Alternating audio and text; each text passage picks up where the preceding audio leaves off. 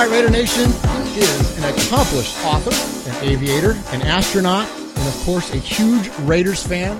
We are honored to welcome in Jose Hernandez to Raiders Fan Radio. Welcome, Jose. Thank you, Murph. Pleasure to be here. Thanks for the invitation. Absolutely. This is something that we've been looking forward to for quite a while. We first were drawn to your story by reading about it on Raiders.com about how you took a Raiders flag into space and flew it inside the International Space Station, which is such a really cool story. But before we get to that, for those that are unfamiliar with your story, from where you started to that point, tell us a little bit about your background. In your book, it's a great read. There's a lot of stories of perseverance, faith, hard work. Tell a little bit about yourself. Tell Raider Nation a little about you. Sure, Murph. Well, first of all, again, thank you for the invitation to be here on Raiders Fan Radio. And yeah, my story is I like to look at it as a true American story. Because I'm first generation American here. My parents are from Mexico, and when I grew up here in the Central Valley of California, working. My family was a migrant farm working family where we basically traveled up and down California 9 months out of the year, following the harvest, starting in Southern California, ending up here in Northern California. And then we would go back to my parents' hometown, Mexico. The only reason why I was born here was because I was born during the harvest months. I have brothers and sisters born in Mexico because they were born during the winter. But anyway, as we grew up, my parents decided to stay in one place so we can get a good education. And Stockton was chosen, our last stop, to be where we would end up staying ultimately. And that's when our education started to get traction. And when I was 10 years old, I had the fortune of being able to watch the very last Apollo mission, and that was 1972, watching Gene Cernan walk on the moon. And I tell you, you can picture a 10-year-old boy watching a black and white TV, holding on to a rabbit ear antenna to improve reception. That was me. And I just got hooked on it, Murph, and I said, that's what I want to be. I want to be an astronaut. And the rest, as you can say, is history because, I started working my butt off and knew I had to go to college, knew I had to go to graduate school, knew I had to get a job related to the aerospace industry. And then I just kept trying and trying. And myself, just like the Raiders, we persevere. We don't let, failure is not an option and we just want to win, baby. And I just got rejected 11 straight times. It wasn't until the 12th time that I finally got selected. And so I think the Raiders and I can relate a lot. In your book is fantastic, by the way. In Raider Nation, if you get a chance, check it out. It's called Reaching for the Stars. It's available on Amazon. And the idea of that perseverance and that hard work and that long-term success, I think it's neat the way that you kind of paralleled it to your dad's journey early on when he was a young man. I think it sets up the rest of the story really, really, really well. And I want to ask you about, you really did above and beyond, it seems, to earn your way onto obviously working at NASA and becoming an engineer there and then earning your way onto, what do you call it, the roster, I guess? Yeah.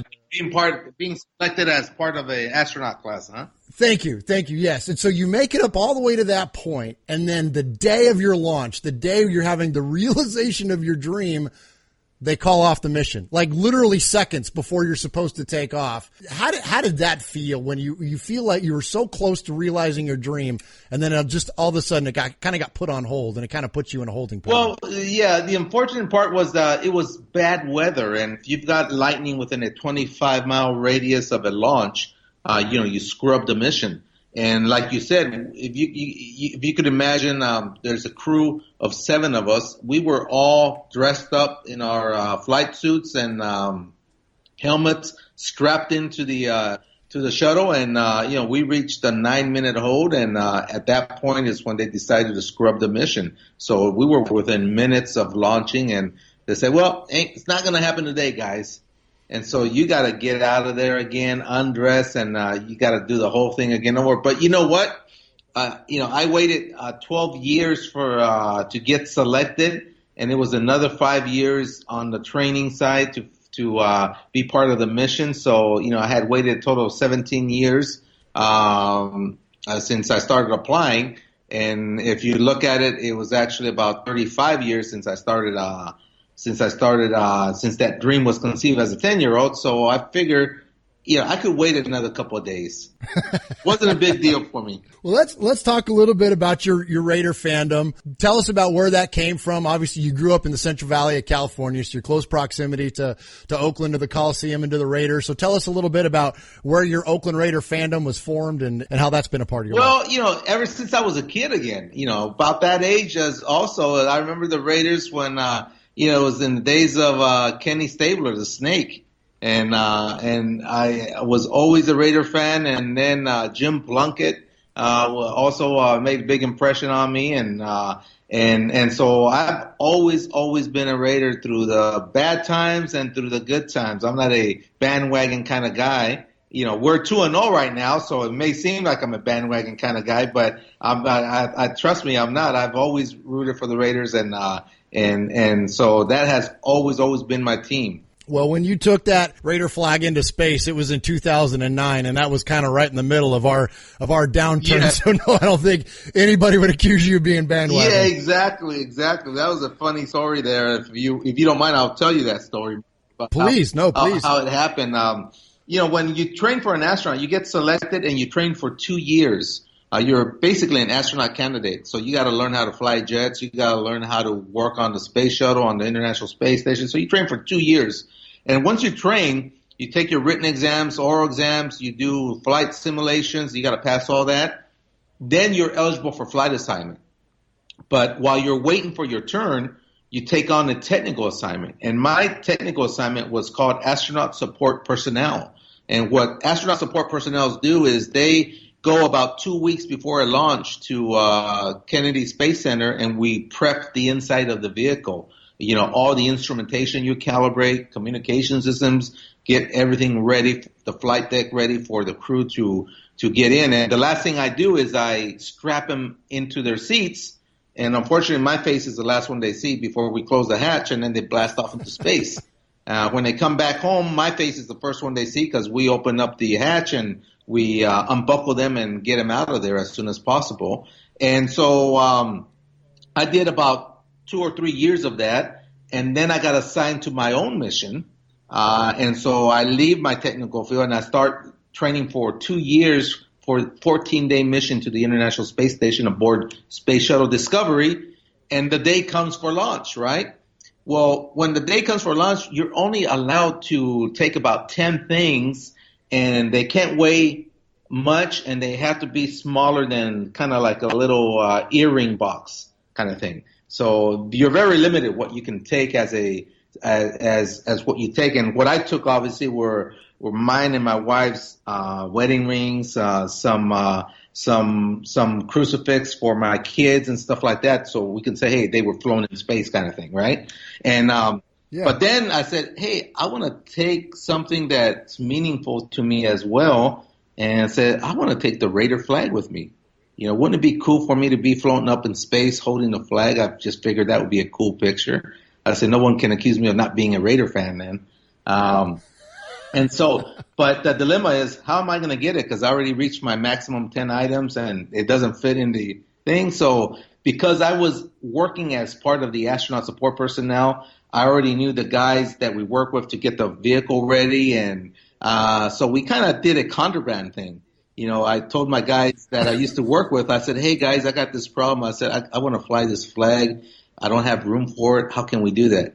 And they said, you know what? Put it in a big envelope in front of your room the night before launch, and we'll make sure it gets in your saddlebag on your side bag where all your manuals are. I said, okay, I'll do that. And so I did that, and lo and behold, when I was up in space, I looked in my saddlebag, and there was that envelope. Pulled out the flag and got my hero shot, with the International Space Station on the background, Earth, and then holding the flag there, and so that's how we flew the flag.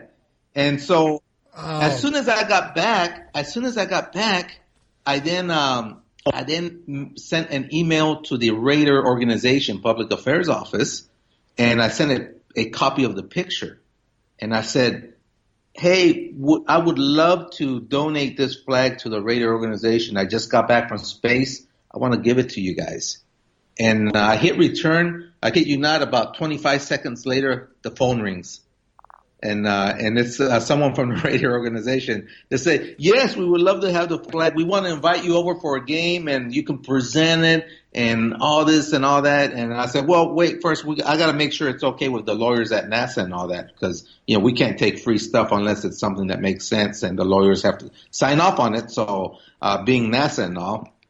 So then I contacted the lawyers. They said, hey, this is great. This is good publicity for NASA. Go ahead and do it. And so they flew me over. And coincidentally, it was a Jets game. The team we just played yesterday. This weekend. Yeah. The team we just played this weekend, which I think we beat them 45-20. It was a good game. I know I enjoyed it. Yes, sir. But I remember we flew over there, and they flew me there. And before the game was gonna start, I was to go in the 50-yard line, and I had the flag. I mounted it in a nice frame and said this flag flew 214 times around the world, 5.4 million miles, given by the crew of STS-128, specifically Astronaut Jose Hernandez, to the Raider organization. And I was supposed to give it to Al Davis, but Al Davis was feeling a little under the weather. So I think I gave it to Jim Otto, is the one who I gave it to in the 50-yard. But if you could imagine, they had the picture of the flag that I had sent to them, and they put it on the big jumbotron as I presented the frame to Jim Otto, and the crowd just went crazy. They couldn't believe it, because there I was in my blue flight suit, handing the flag over to Jim Otto Raider organization, and the picture was up on the jumbotron. It was a great. And then they, of course, took me up to the skybox where the owner's at and all that, and of course I think we lost something like about 45-3. I think that was the game where the Jets were eating hot dogs on the sideline.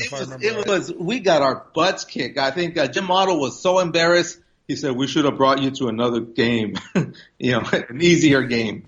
But we stunk that year, right? So I understood it.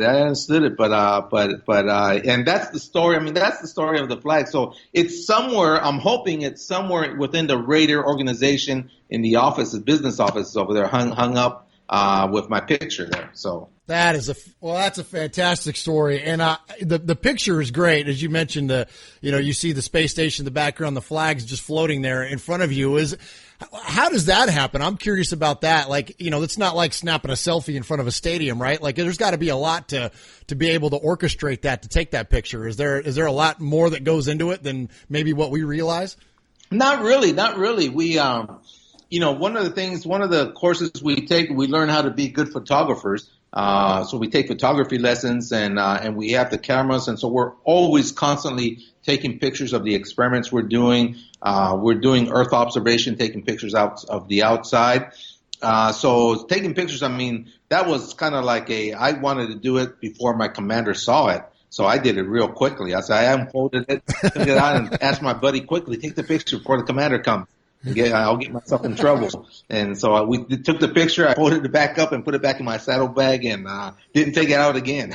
That in true Raider fashion. That is fantastic. Exactly. Contraband. That is fantastic.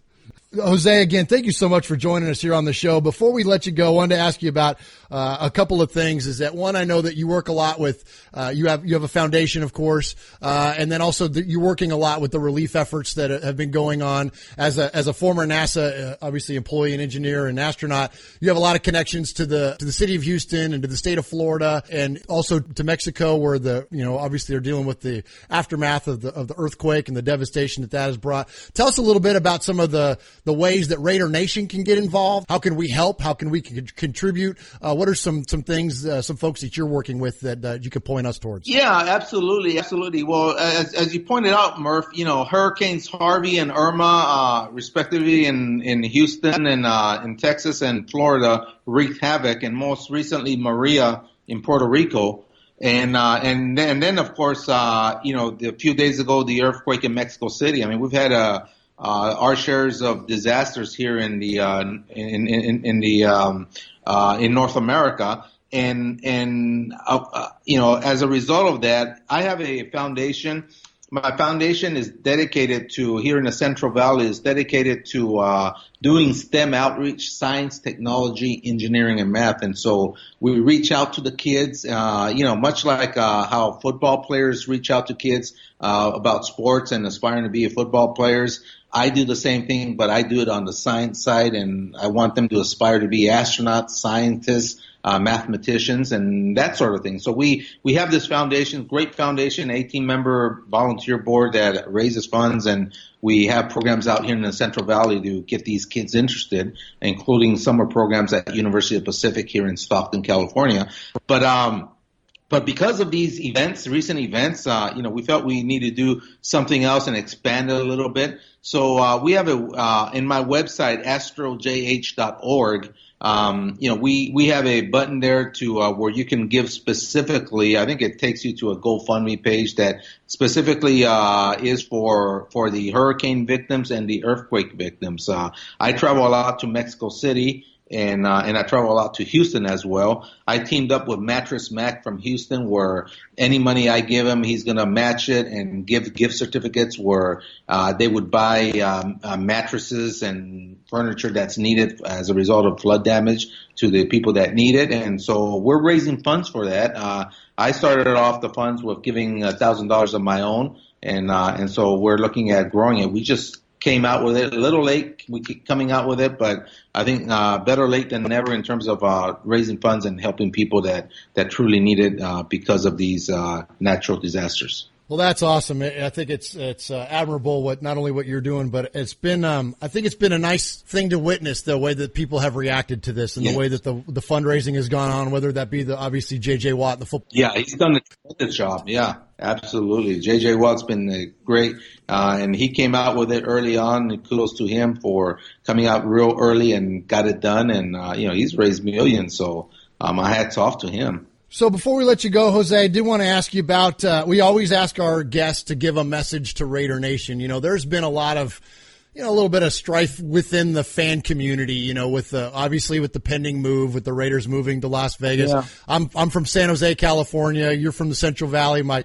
co-host Sonny, he's from San Jose as well. And, growing up in the Bay Area, the Raiders were part of our life growing up, and it is a part of the life for so many. And now they're leaving. And so what would you say to the Raider fan base out there?